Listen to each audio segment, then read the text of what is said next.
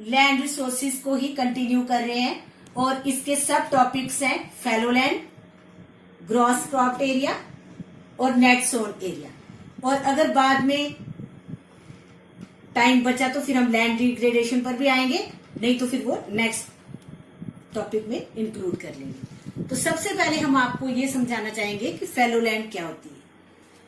Fallow land जो है ये उस लैंड को इंक्लूड करती है जिसमें वो सारी लैंड आती है जिसको हम कल्टीवेशन के लिए लेकर चलते हैं। लेकिन ये कल्टीवेशन के लिए ही मेंट है, लेकिन कुछ देर के लिए वो कल्टीवेशन से बाहर आ गई, मतलब कि हम उस पर कल्टीवेशन नहीं कर रहे हैं कुछ टाइम पीरियड के लिए। और वो टाइम पीरियड कितना होना चाहिए? Not less than 1 year and not more than 5 years. It means this land includes all lands which were taken up for cultivation but are temporarily out of cultivation for a period of not less than 1 year and not more than 5 years. तो अब आपको ये fallow land का concept अच्छी तरह समझ में आ गया होगा कि फैलो लैंड वो लैंड होती है जो हमारी खेती बाड़ी के लिए ही विकसित हुई थी, लेकिन कुछ देर के लिए हम उसको खाली छोड़ देते हैं। अब उसको खाली छोड़ने के कई रीजन हो सकते हैं और वो देर कितनी होनी चाहिए? वो टाइम पीरियड 1 साल से कम भी नहीं होना चाहिए और 5 साल से ज्यादा भी नहीं होना चाहिए। इंडिया में fallow land total 24.59 million hectare है। अब फैलो लैंड के रीजंस क्या होंगे? किस कारण लैंड को खाली छोड़ा गया जिस पर हम कल्टीवेशन नहीं कर रहे हैं? सबसे पहला पॉइंट तो ये हो सकता है कि किसी वजह से फार्मर्स उसको कल्टीवेट नहीं कर पा रहे। इसमें बहुत सारे रीजंस हो सकते हैं। दूसरा, इनएडुकेट वाटर सप्लाई। अगर पानी की डिमांड पूरी नहीं होगी क्रॉप के लिए तो फिर भी कल्टीवेशन नहीं हो सकती। जिन जगहों पर पानी कम होता है और हमें पता है कि क्रॉप्स को पानी बहुत ही जरूरी चीज है जो ग्रोथ के लिए चाहिए, अगर वो नहीं होगी तो हमारी क्रॉप फेल हो जाएगी। इसकी वजह से वो फार्मर्स इसे छोड़ देते हैं खाली। तो ये भी फैलो लैंड का एक रीजन है। अगला है मलेरियल क्लाइमेट। हमारे इंडिया में अलग अलग क्लाइमेट्स वाले रीजन्स हैं, तो जिन जगहों पर मलेरिया की क्लाइमेट होगी, मतलब कि वहां पर वो मॉस्किटोज ज्यादा होंगे, एनोफ्लीज, तो वहां पर भी फार्मिंग करना थोड़ी मुश्किल हो जाती है। फिर अगली बात आ जाती है silting of canals and reverse. नदियों में और नहरों में जिनसे सिंचाई होनी थी वहां पर लगातार पानी के साथ जो पार्टिकल्स आ जाते हैं, मड के पार्टिकल्स या फिर छोटे छोटे स्टोन्स आ जाएंगे, वो नीचे सेटल होते रहते हैं और वो पानी की मूवमेंट को हिंडर करते हैं, रुकावट डालते हैं उसमें। तो इस वजह से अच्छी तरह से इरिगेशन नहीं हो पाती है। अगला कारण है सॉइल इरोजन। अगर बार बार सॉइल इरोज होती रहेगी, मिट्टी का कटाव होता रहेगा, तो उस लैंड पर भी कल्टीवेशन करना मुश्किल हो जाएगी। लास्ट पॉइंट जो है अनरिम्यूनरेटिव फार्मिंग। इसका मतलब यह है कि ऐसी फार्मिंग जिसमें क्रॉप को उगाने के लिए खर्चा ज्यादा आ रहा है, लेबर ज्यादा लग रही है और उससे फायदा कम हो रहा है, तो इसलिए भी लैंड को खाली छोड़ दिया जाता है। तो ये हमारे सारे पॉइंट हैं जो बता इनकी वजह से ही लैंड को खाली छोड़ा जाता है। अब अगला हमारा सब टॉपिक है net sown area. Net sown area वो लैंड का एरिया होता है जो पूरा हमारे क्रॉप्स के द्वारा कवर होता है। उस एरिया को हम नेट सोन एरिया कहते हैं। और इसमें वो एरिया नहीं आएगा जो मतलब साल में चाहे आप 2 बार या 3 बार भी क्रॉपिंग करें, इसमें सिर्फ 1 बार ही टोटल एरिया गिना जाएगा। It means net sown area represents the total area sown with crops and orchids. Area sown more than once in the same year is counted only once. इसमें चाहे हम उस क्रॉप को ज्यादा बार लगाएं या 1 बार लगाएं, वो एक ही बार काउंट होगा, उसको हम 2 बार काउंट नहीं कर सकते। इंडिया में net sown area total 141.58 million hectares के बराबर है। तो ये अब आपको अच्छी तरह समझ आ गया होगा कि नेट सोन एरिया क्या है, जो एरिया हमारे क्रॉप्स के द्वारा कवर होता है। थर्ड सब टॉपिक है हमारा gross cropped area. Gross cropped area क्या रिप्रेजेंट करता है? Sum total of area under crops, कि जितनी बार भी हमने क्रॉप्स उस पर कल्टीवेट की, उन्होंने कितना एरिया कवर किया, वो हमारे ग्रॉस क्रॉप्ड एरिया के अंदर आएगा।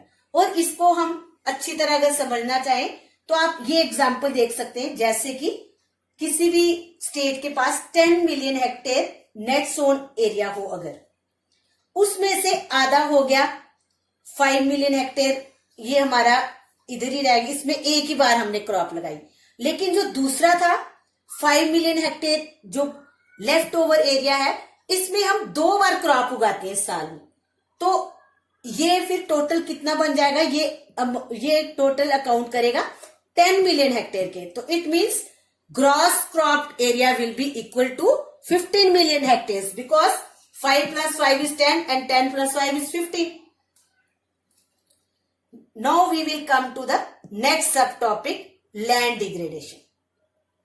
अब लैंड डिग्रेडेशन एक ऐसा प्रोसेस है जिसमें लैंड की क्वालिटी और साथ में क्वांटिटी दोनों ही प्रभावित होते हैं। और उसके लिए जिम्मेवार कौन हो सकता है? इंसान या फिर नेचुरल फैक्टर्स, कुदरत की तरफ से भी कुछ फैक्टर्स हो सकते हैं। तो land degradation is a process in which quality as well as quantity of land is affected by human as well as natural factors. ये जो लैंड डिग्रेडेशन है, अगर ये लैंड डिग्रेड होगी तो इसका मतलब है कि सारे लिविंग क्रीचर्स के लिए ये ठीक नहीं है। It is not beneficial for living creatures. Land degradation के क्या कारण है, ये जानना भी जरूरी होगा ताकि हम उसको रोक सके डिग्रेड होने से। तो सबसे बड़ा कारण लैंड डिग्रेडेशन का ह्यूमन फैक्टर ही है। ह्यूमन एक्टिविटीज ही हैं जो लैंड को ज्यादा डिग्रेड कर रही है। और सबसे पहला उसमें क्या कारण है? फॉरेस्ट की अंधाधुंध कटाई और जमीन खाली करके उस पर कुछ और किसी पर्पस के लिए उसको यूज करना। दूसरा, depletion of nutrients through poor farming practices. Farmers को इतना अच्छा नॉलेज कई बार नहीं होता है, तो उसकी वजह से वो कई बार एक ही क्रॉप को बार बार उगाते रहते हैं, उससे न्यूट्रिएंट्स की डेफिशिएंसी सॉइल में आ जाती है, उससे भी लैंड डिग्रेड हो सकती है। फिर नेक्स्ट पॉइंट है ओवर ग्रेजिंग। हमारे जो कैटल होते हैं, इनको ग्रेजिंग के लिए हम बार बार फील्ड्स में ले जाते हैं, तो उससे क्या होता है, उस लैंड पर जब बार बार ग्रेजिंग कराई जाएगी तो वहां पर प्लांट की ग्रोथ इतनी अच्छी तरह नहीं हो पाएगी और वो लैंड खेतीबाड़ी के लिए लायक नहीं रह पाएगी। अगला है इनएप्रोप्रिएट इरिगेशन। इरिगेशन में भी ये नॉलेज जरूरी है कि प्लांट की ग्रोथ में किस स्टेज पर कितना पानी चाहिए। कोई कोई स्टेज ज्यादा पानी मांगती है, किसी स्टेज में कम पानी चाहिए होता है। जैसे कि बोने के टाइम पे या पकने के टाइम पे किसी क्रॉप को उस समय ज्यादा चाहिए, किसी को पहले चाहिए। तो ये अगर हम गलत तरीके से इसको इंप्लीमेंट करेंगे तो इससे भी लैंड डिग्रेड होगी। अगला है व्हीकल ऑफ रोडिंग। कई बार हमारे जो व्हीकल्स हैं वो कच्ची सड़कें, वहां पक्की सड़कें नहीं होंगी तो कच्ची सड़क पर भी चलते रहते हैं, उससे भी लैंड डिग्रेड हो सकती है। फिर इंसान अपने बेनिफिट के लिए इस अर्थ में से सैंड, स्टोन्स, मिनरल्स, इन सबको एक्सट्रैक्ट लगातार करता रहता है, क्योंकि उसको बिल्डिंग में इन चीजों की जरूरत होती है। अगर हम लगातार ये सब चीजें एक्सट्रैक्ट करते रहेंगे तो इसका क्या नुकसान होगा? अर्थ की क्वालिटी खराब होगी, सॉइल की क्वालिटी खराब होगी। फिर उसके बाद आ गया increase in field size and reduction in wild life habitats. अगर हम अपने फील्ड्स का साइज बढ़ाते जाएंगे और फॉरेस्ट का एरिया कम करते जाएंगे तो उससे लैंड का कवर खत्म होता जाएगा, उससे भी लैंड डिग्रेड होगी। फिर नेक्स्ट हमारा है जो हम नॉन बायोडिग्रेडेबल वेस्ट हैं उनको फील्ड्स में डंप कर देते हैं। उससे क्या होगा, उससे वो चीजें तो कभी भी डिकम्पोज नहीं होंगी सॉइल में, और सॉइल में ना अच्छी तरह वाटर जा पाएगा, ना एयर की वहां पर क्रॉसिंग होगी अच्छी तरह, तो वो सॉइल भी हमारी अनफिट हो जाएगी खेती बाड़ी के लिए। इसके साथ ही आज का हमारा चैप्टर खत्म होता है, और अगले में हम क्या पढ़ेंगे, लैंड डिग्रेडेशन के इस कॉजेज तो हमने पढ़ लिए, अब इनको हमने इनको खत्म कैसे करना है, इससे हम इस समस्या से बाहर कैसे निकल सकते हैं, इसको कंट्रोल करने के लिए हम क्या क्या वेज अपना सकते हैं, तो वो हम अगले लेसन में पढ़ेंगे। Thank you.